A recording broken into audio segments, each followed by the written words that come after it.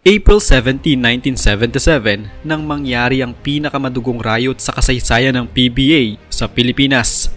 Alam mo ba ito, Kanoy P? Kung hindi, halika't samahan niyo akong magbalik tanaw sa mayamang kasaysayan ng Pilipinas dito sa Kasaysayan Pinoy. Alamin natin ang madugong riot sa pagitan ng Crispa at Toyota.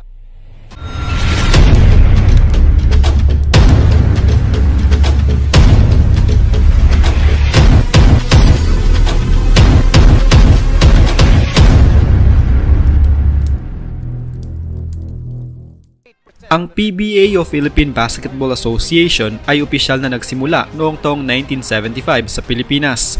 Ito ay maituturing na pinakaunang men's professional basketball league sa buong Asia at ang pangalawa sa pinakamatandang professional basketball league sa buong mundo. Sinundan nito ang NBA o National Basketball Association. Itinuturing na pinakakinahihiligang sport sa Pilipinas lalo na ng mga kalalakihan ang basketball. Hindi na din mabilang na tagumpay ang naiuwi ng national team ng Pilipinas mula sa mga international league. Sa kabila ng pagiging malalaki ng mga kalabang banyaga, hindi basta-basta nagpapadaig ang mga Pilipino sa loob ng court sa oras na mahawakan na nila ang bola. Ginagamitan nila ito ng kakaibang liksi at matalinong mga diskarte sa paglalaro. 2 taon pa lamang ang nakakalipas mula nang buksan ang naturang liga, isang pangyayari na sa loob mismo ng basketball court ang tumatak sa isipan ng mga manlalaro noon at mga manonood sa loob ng Araneta Coliseum. Ito marahil ay maituturing na walang katumbas na pinakamadugong riot na nangyari sa PBA na hindi pa natutumbasan hanggang sa ngayon. Ang Crispa Redmanizers at Toyota Tamaraws ay dalawa sa mga pinakadominante at malakas na kupunan sa PBA noon. 21 panalo ang naiuwi nila sa 26 na titulo mula noong itatag ang PBA taong 1975 hanggang taong 1983.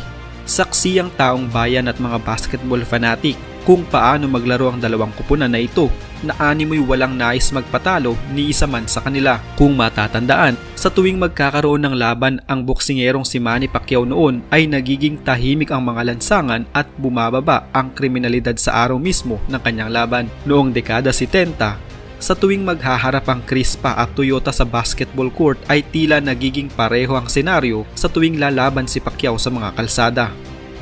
Nagsimula ang iringan ng dalawang kupunan noong mawala ang MICAA o ang Manila Industrial and Commercial Athletic Association na isang asosasyon ng mga naglalabang kupunan ng basketball at iba pang sports na nire-representa ang iba't ibang mga prominenteng kumpanya sa Pilipinas noon. Ang kupunan ng Crispa ay dominante na noon pang dekada 60 at ang kanilang pangunahing kalaban noon ay ang papasikat pa lamang na Meralco. Subalit noong mawala at ma-disband ang Meralco taong 1972, karamihan sa mga miyembro nito na pinangungunahan ni Bobby Jaworski, Alberto Reynoso at Orly Bauzon na noon ay mga tinitingalang manlalaro ay bumuo ng panibagong kupunan. Ito ay ang Komatsu Comets. Kalaunay ito ang naging Toyota Comets nang magsimula ang PBA taong 1975. Ang iringan sa pagitan ng dalawang kupunan na ito ang mas lalo pang nagpasikat noon sa PBA. Maihahalin tulad ito sa iringan ng kupunan namang Magic Johnson at Larry Bird noong dekada 80 na labis na nagpasikat naman sa NBA. Ang iringan ng Toyota at Crispa ay nagbigay ng kulay sa PBA noon na maituturing na isa din sa dahilan kaya't hindi naglaho ang PBA at patuloy na sumikat. Ang orihinal na coaching maestro ng Crispa ay si Baby Dalupan, subalit kalaunay naging si Tommy Manotok. Kasama sa mga malalakas na naging unang miyembro ng kupunan na ito ay ang mga future Hall of Famers na sina Bogs Adornado, Atoy Co, Philip Cesar, Aber Gidaben, Freddy Hubalde at Bernie Fabiosa. Noong dekada 80, maituturing din na second batch na mahuhusay na manlalaro ng kupunan na ito sina Yoyoy Villamin, Bay Cristobal, Joy Carpio at Padim Israel.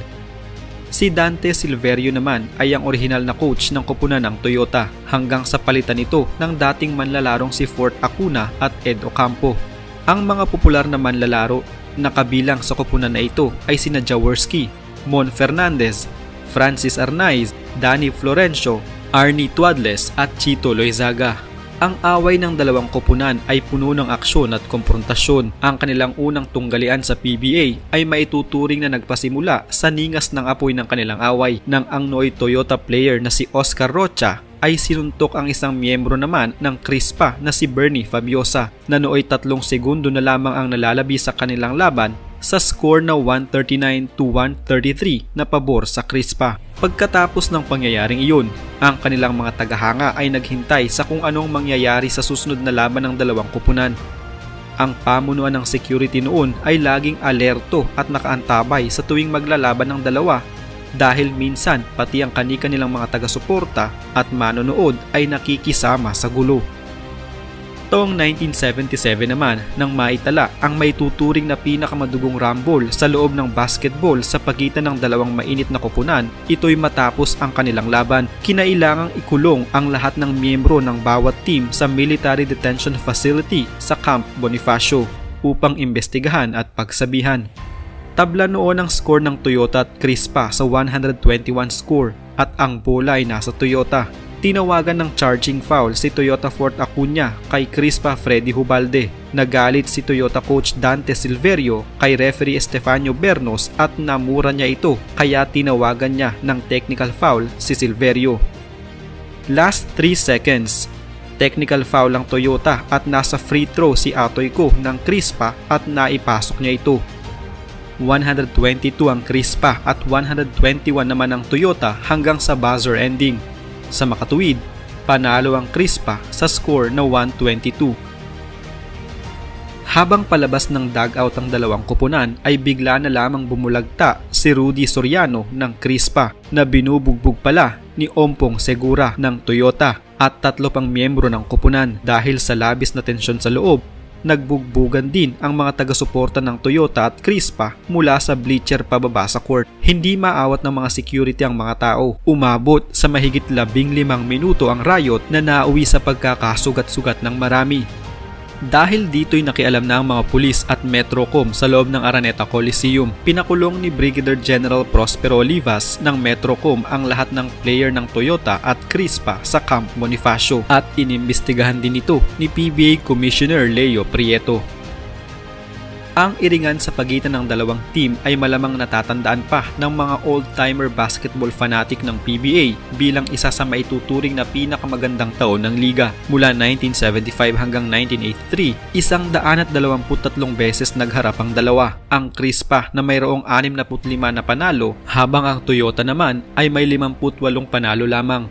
Ang dalawang koponan ay nagharap na ng 10 beses sa PBA Finals. Ang Crispa na may 6 na panalo habang 4 naman sa Toyota. Suma total, ang Crispa ay may 13 kampyonato habang ang Toyota ay may 9 lamang. Ang Crispa ay may 6 na MVP awards, 1 Rookie of the Year at 6 na PBA Hall of Fame habang ang Toyota ay may 2 MVP, 2 Rookie of the Year at 5 Hall of Fame.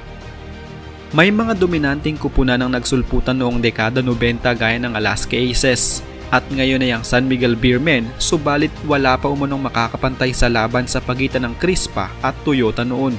Sa ngayon, wala namang nagiging mahigpit na katunggali ang San Miguel Beermen kaya't hindi din ganun ka-intense ang laban nila sa court. Naway nadagdagan na naman ang inyong kaalaman sa mayamang kasaysayan ng Pilipinas. Maraming salamat sa panonood at mabuhay ang Pilipinas!